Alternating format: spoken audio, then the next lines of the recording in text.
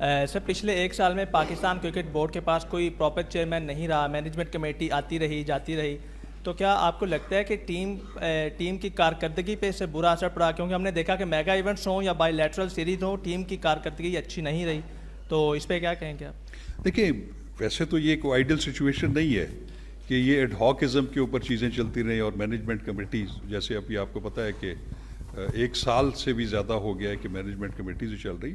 Ideal situation تو یہی ہوتی ہے کہ جو آئین میں ایک بورڈ آف گورنر ہے اور اس کا چیئرمین ہے پرماننٹ بنیادوں پہ، جن کی میعاد 3 ماہ ہے، وہ تو ایک بہت اچھی سچویشن ہے. لیکن میں سمجھتا ہوں کہ جو ٹیم کی اچھی کارکردگی کا جو سوال ہے، اس میں یہ ایک چھوٹا سا فیکٹر ضرور ہو سکتا ہے، لیکن اس میں میرا خیال ہے کہ اور بھی بہت سارے فیکٹرز ہیں کہ جن تمام چیزوں کو ریویو کرنا بہت ضروری ہے.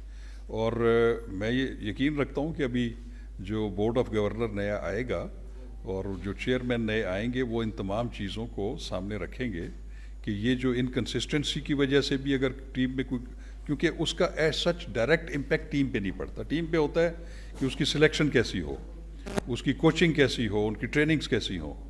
تو اگر ان میں خرابیاں ہیں، اور اس میں ظاہر ہے خرابیاں ہیں ہی، جس کی وجہ سے ہارنا جیتنا تو کوئی ایسا ایشو نہیں ہوتا کہ آپ فائنل پہ پہنچ کے بھی ہار جاتے ہیں، لیکن انفارچونیٹلی ہماری کارکردگی جو ہے وہ بہت ہی بلو دا جو ہے اسٹینڈرڈز رہی ہے.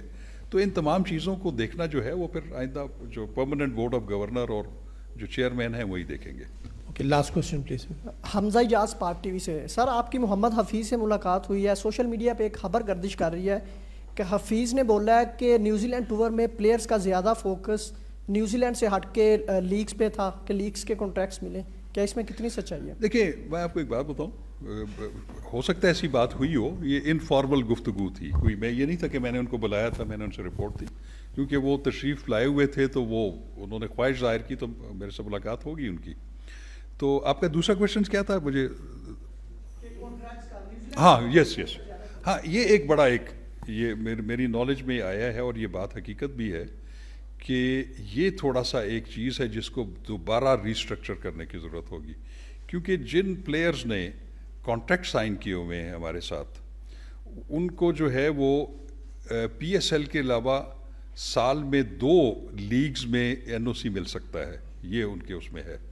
لیکن اب پرابلم یہ ہے کہ اب جب یہ ورلڈ کپ ہو رہا تھا اور اس وقت جو ایگریمنٹس ان کے ساتھ سائن کیے گئے، اس سے پہلے کچھ کھلاڑیوں نے کچھ لیگز میں آٹومیٹیکلی پہلے سے کوئی جو ہے وہ کانٹریکٹ سائن کیے ہوئے تھے. تو بعد میں افیکٹ اس کا یہ ہوا کہ جب پاکستان کے جو کچھ کو ضرورت پڑی ان کی، تو وہ پھر آلریڈی کمیٹڈ تھے ادھر. اس میں ایک ہارمنی کریٹ کرنے کی بہت زیادہ ضروریت کہ چونکہ پلیئرز کا بھی یہ رائٹ ہے، ٹھیک ہے، ان کو مانیٹری بینیفٹس بھی ہوتے ہیں، ان کو اچھی آفرز ہوتی ہیں، لیکن جو فرسٹ پرائرٹی ہے وہ انڈر کانٹریکٹ یہ ہے کہ وہ جب پاکستان کے لیے کھیلیں گے تو اس میں پھر وہ کسی اور لیگ میں یا کسی کلب میں جو ہے وہ نہیں کر سکتے. اور وہ پابندی جو میں سمجھتا ہوں کہ بڑی ضروری ہے، اور وہ کھلاڑیوں کو بھی اس پہ ایڈہیئر ٹو کرنا چاہیے. یہ جو مسئلہ ہے کہ ان کی انڈیپینڈنٹ لیگز میں کھیلنے کا، اور جب پاکستان کی ضرورت ہو اس وقت انہوں نے کیا کرنا ہے، یا وہاں سے ہم نے دیکھا ہے کہ کچھ مثالیں ایسی ہیں کہ ورلڈ کپ میں ہمارے کچھ کھلاڑی جو تھے وہ اویلیبل نہیں تھے، وہ کہیں پہ لیگز کھیل رہے تھے. تو یہ ایک انکنسسٹنسی ہے، اس کو کنٹرول کرنا بہت ضروری ہے.